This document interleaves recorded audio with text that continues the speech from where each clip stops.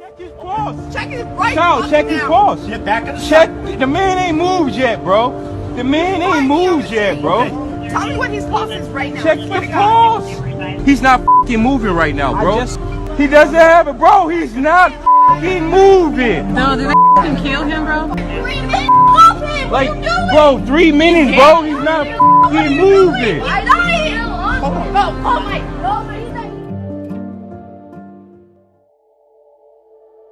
Looking back at the time I came to Canada and how things are unfolding in our world today, including the situation with George Floyd, it gives me lots of things coming to mind in terms of my work here at the Center for Newcomers and my teaching responsibilities that I do, and looking at how many people from many diverse backgrounds come through our doors, and in the classroom, how we engage with many different people from different backgrounds, social locations, and the beauty you see in that. And yet, when you dig deeper into some of these issues, you begin to see that there are some systemic realities that people face every day. And it stems from nothing else but how we have coded people, color-coded people, and assigned different labels to people. And these labels are responsible, or the interpretation or significance we give to these labels are responsible for some of the wedges we have between and amongst people. Because after all, we are all human. In fact, when I was in high school, I was taught a song, and one of the lines went this way: how many times must my people exist before they know we are one? How many times must we exist to know we are one? And that keeps coming back to me in the wake of the killing of George Floyd. And it begs the question, how many more of these situations will have to come before we understand that we are one human race? The color coding of humans and the basis for which we describe people has taken over the essential nature or component of human beings. That we are people who have been made to engage with each other, to work together, to create a common social good. Unfortunately, assignment of meaning and value and significance to all these colors is bringing us to a place where we seem to hate one another. There is nothing much more significant than understanding that you are a human being and that you are valued. And whatever you do that from that perspective. For instance, when people come through our doors here, we try to support them to understand that there are so many institutions that they have to engage with for their very survival in Canada or in Calgary. How they thrive depends on the institutions and their responses to them, as well as communities. So for instance, youth programs, you have young people from all walks of life in programs that are meant to help them do well. And then you have to talk about education, the education system. How do these individuals engage with this education system? Does the education system understand their systemic realities? Do we see systemic oppression or racial oppression in the lens of these institutions? And how, if we uncover that, how do we really make sure that we are making contributions to making these institutions better than they look today? And again, this is where the whole aspect of dialogue comes in. Because we have to understand that a framework through which we practice domination becomes a subtext by which society accepts what is taken for granted. You see, and when we take things for granted, we call it doxa. Bodo will say is doxa. That means that people take it for granted, and so it becomes the natural way of doing things. And oppression can become a framework through the lens of doxa, where people simply take things for granted, and then that becomes the norm. These pieces are important to discuss. It's not just about the police, it's not just about it's about all institutions reinforcing each other, in the sense that they are all related and controlled by policies that are systemic to some degree in nature. And when the systemic issues come up, we have to question the very source of the issues. You see, we have what we call social constructions. And so society constructs the image of other people. We call it otherness. When there's othering in society, we are socially constructing the identities of people who don't look like us. And so when we do that, we are forcing, consciously or unconsciously, we are forcing the othered to begin to think of themselves in a certain way.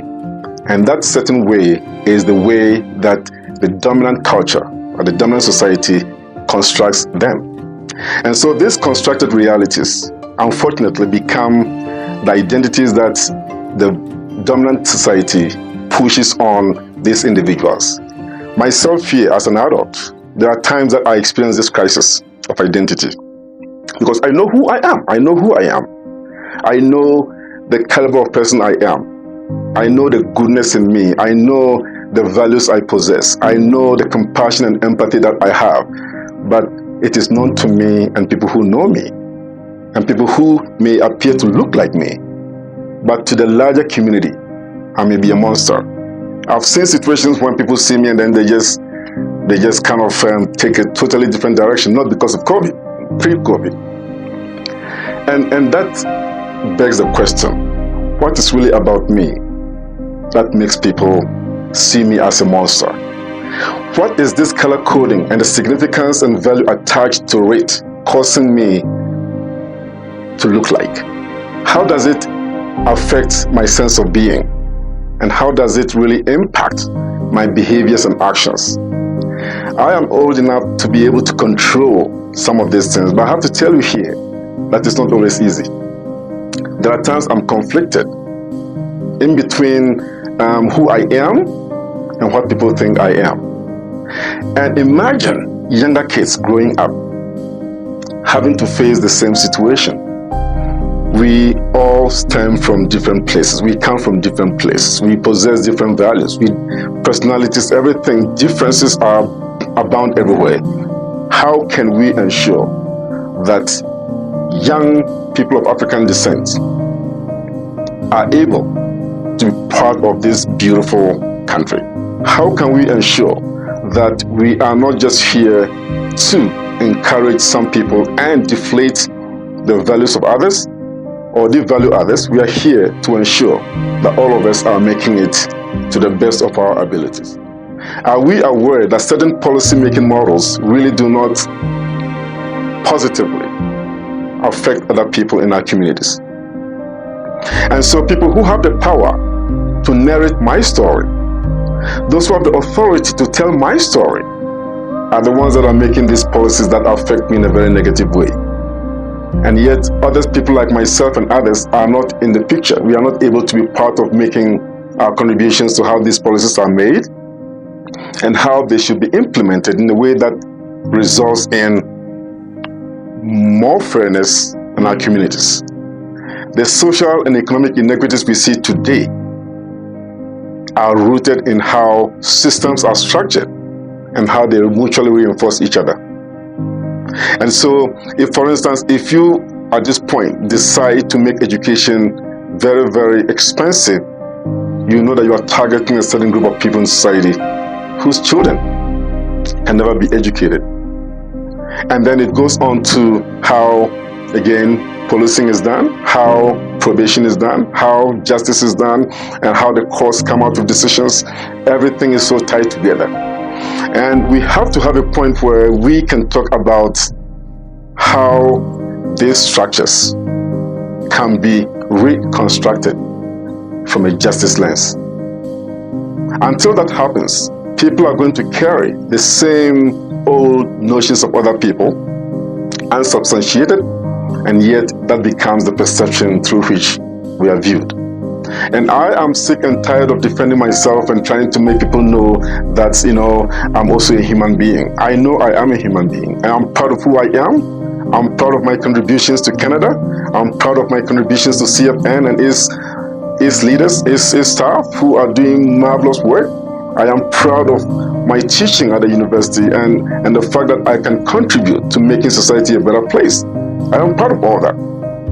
On the other side of it, I have to deal with this constant interrogation by society in terms of who is this person. Anytime I go from work or anytime I come from the classroom, I bring my experiences to my kids. We have debriefings on every Saturday. We have a conversation, and each of us will bring our own experiences in the course of the week. And most of the time, this topic comes up in very different ways. I tell my kids, you need to respect your emotions. Your emotions are there for a reason. You need to embrace them. You also have to understand that anytime racial matters come to you, when you are racially oppressed, when you are racially profiled, when you are singled out because of how you look, I always let them know that know what your rights are. Know what you are entitled to. Yes, you are angry, and you are okay to be angry. In your anger, I always let them know that your anger should not lead to or result to you being rude or disobedient. That is not the part. Because in that calmness, you are demonstrating strength. You are letting the person know that you know who you are aware of your surroundings, and what the person is doing may be out of hatred or ignorance. And in the end, you win. Even though the system may be heavily to your disadvantage, but in the end, you will win. The last thing I want to instruct my kids to do is to take the laws in their own hands. I want them to be able to understand that they have the power within them to let people who discriminate against them, who are racist towards them, to understand that in the end, they know exactly what they are doing. And I've seen examples upon examples. My son was telling me once in school, people wore this KKK pieces and came to school, and there was tension. He was the one who was called to come and then negotiate between two. He was angry, and more angry at the way the police explained it. They said, well, they were just joking. They just put pillowcases on their heads. That was how it was explained away. And that made him very angry, because how can you explain something like this away? How can you not address the issue and bring some comfort to us who were the targets of such a foolish demonstration? You see? So that made him very angry. And I said, you are right to be angry. And what you did, the reason they called you was because you were reasonable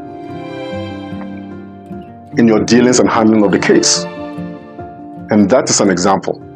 Where did that come from? It came from how we have conversations like this at home to make sure that they understand what they need to do and to stand boldly to defend who they are when needed.